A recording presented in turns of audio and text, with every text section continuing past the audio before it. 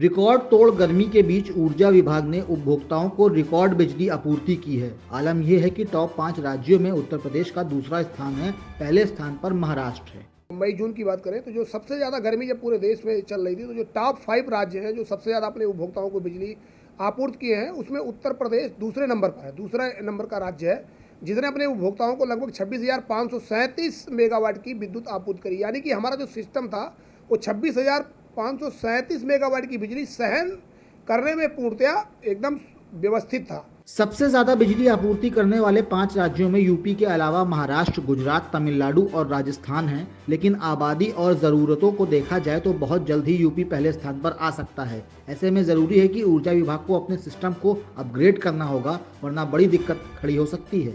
आने वाले समय में जब अभी सितंबर आएगा तो आप देखिएगा सितंबर में हमारी जो डिमांड है वो 27,000 मेगावाट तक जा सकती है। आने वाले 2 साल की अगर मैं बात करूँ तो ये 28,000 से 30,000 मेगावाट तक पहुँच सकती है। और वह दिन दूर नहीं कि जो महाराष्ट्र जो आज 28,000 के ऊपर चल रहा है, निश्चित तौर पर हम महाराष्ट्र को भी क्रॉस करके और देश में पहले नंबर पर आ जाएंगे। तो ऐसे में उत्तर प्रदेश का जो ट्रांसमिशन सिस्टम है, पावर ट्रांसमिशन कॉरपोरेशन को युद्ध स्तर पर अपने जो भी सिस्टम को अपग्रेड करना पड़ेगा। अगर अपग्रेड नहीं करेंगे तो निश्चित तौर पर आने वाले समय में दिक्कतें हो सकती हैं। ऊर्जा विभाग के सामने निकट भविष्य में बड़ी चुनौतियां हैं, लेकिन इसके समाधान भी हैं। उपभोक्ता परिषद के अध्यक्ष अवधेश कुमार वर्मा इसको बारीकी से समझा रहे हैं। केंद्र सरकार ने एक गाइडलाइन बना दी कि टीबीसीबी मतलब टैरिफ बेस्ड बिडिंग के तहत जो प्रोजेक्ट आ रहे हैं, तो आज की डेट में जैसे उत्तर प्रदेश की अगर मैं बात कर लूँ तो उत्तर प्रदेश में 220 केबी या उससे ऊपर के जो भी ट्रांसमिशन के सब स्टेशन आ रहे हैं, जब टीबीसीबी में जाते हैं तो छोटी छोटी निजी घराने या छोटी छोटी कंपनियां बना के ट्रांसमिशन में स्पेशल के लिए उसी कार्य के लिए कंपनी बना लेते हैं और वो काम करते हैं। इससे क्या हो रहा है कि उत्तर प्रदेश, एक तो सबसे बड़ी बात है कि जो इस पर खर्च आता है, अगर उसको खर्च निकाला जाए तो वो खर्च, या जब हमारा Uttar Pradesh power transmission corporation उस सब स्टेशन का निर्माण करता था तो वो खर्च दोनों में अंतर आ रहा है। अगर कैपिटल कास्ट की बात कर ले कि किसी सब स्टेशन की कैपिटल कास्ट का प्रति वर्ष जो उपभोक्ता पर पास ऑन होगा वो लगभग, अगर बाहर की कंपनियां बनाती जैसे भी पावर ग्रिड ने मोहनलालगंज में बनाया तो लगभग 11.5% पास ऑन होगा। लेकिन अगर वही यूपी ट्रांसमिशन पावर कॉर्पोरेशन बना रहा होता तो निश्चित तौर पर 8 से 9% के ऊपर कास्ट नहीं आती। क्योंकि उसका कारण क्या है कि जो रिटर्न ऑफ इक्विटी होती है वो यूपीपीटीसीएल केवल 2% नियामक आयोग उसको देता है। तो यूपी और दूसरी अगर कहीं टीबीसीबी में जब जाएंगे तो 16% का रिटर्न ऑफ इक्विटी लेगा। तो सब मिला के आज अगर यूपीपीटीसीएल बैंक लोन लेकर कोई भी काम करेगा तो लगभग 8% पे जाएगा।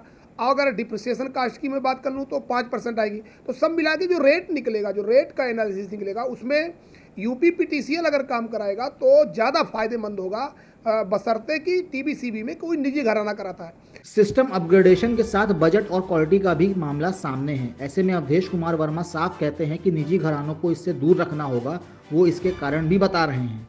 इसलिए हमारी ये डिमांड है कि भाई 200 करोड़ तक कम से कम काम करने के लिए जो Uttar Pradesh power transmission corporation है उसको अधिकृत किया जाए और इस पर रोक लगना चाहिए। निजी घराने जो हैं आज की डेट में वो छोटी छोटी कंपनियां बनाकर हर चीज़ में कूद पड़ रहे हैं, आधा अधूरा काम करके चले जाते हैं। अभी देखिए 765 केबी की लाइन पर ओबरा सी जब आया तो लीलो लाइन बनाने का काम अडानी ट्रांसमिशन पावर कॉर्पोरेशन कर रहा था। अब पता चला 765 केबी की लाइन पिछले 6 महीने से केवल इसलिए बंद है कि उस पर जो रिएक्टर लगना चाहिए था, वोल्टेज रिएक्टर, वो गलत जगह पर रिएक्टर लगा दिया गया।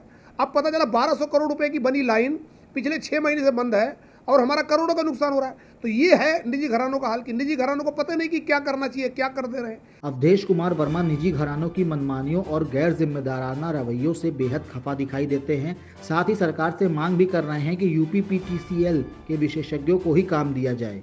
सभी लाइनें यूपीपीटीसीएल के जो विशेषज्ञ इंजीनियर हैं उनको बनाने को देना चाहिए और वो कम खर्चे में बनेगा।